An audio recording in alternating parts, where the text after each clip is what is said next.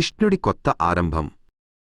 కృష్ణుడు యాదవ పెద్దలను, మథురా ప్రజలను ఒకచోట సమావేశపరిచాడు.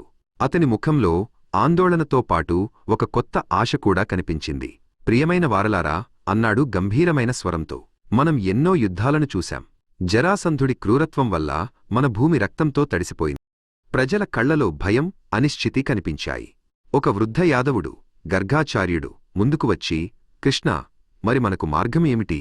మన ఇళ్లను, పొలాలను వదిలి ఎక్కడికి వెళ్లగలం అని అడిగాడు. కృష్ణుడు చిరునవ్వు నవ్వి, మనం పారిపోవడం లేదు గర్గాచార్య, మనం ఒక కొత్త భవిష్యత్తును నిర్మించుకుంటున్నాం.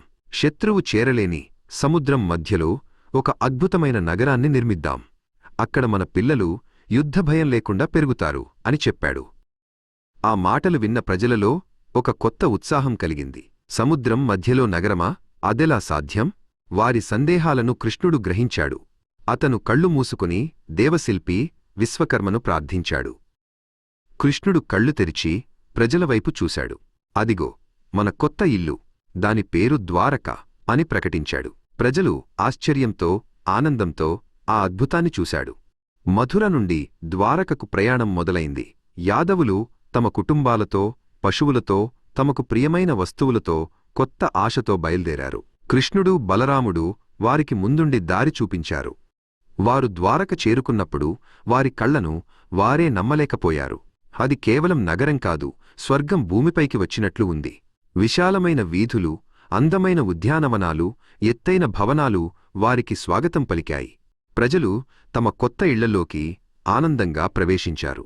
పిల్లల నవ్వులతో, పండుగల కోలాహలంతో ద్వారక త్వరలోనే ఒక సజీవ నగరంగా మారింది. అక్కడ యుద్ధభయం లేదు, కేవలం శాంతి, శ్రేయస్సు మాత్రమే ఉన్నాయి. కృష్ణుడు నగర ప్రాకారాలపై నిలబడి తన ప్రజల సంతోషాన్ని చూసి సంతృప్తిగా నిట్టూర్చాడు. అతని త్యాగం, దూరదృష్టి ఫలించాయి. యాదవులకు ఒక సురక్షితమైన రాజ్యాన్ని అందించాడు. ఇంతలో జరాసంధుడు మళ్లీ మధురపై దాడి చేయడానికి తన సైన్యంతో వచ్చాడు. కాని అక్కడ అతనికి ఖాళీ నగరం, నిశ్శబ్దం మాత్రమే స్వాగతం పలికాయి. కృష్ణుడు యుద్ధం చేయకుండానే అతన్ని ఓడించాడు.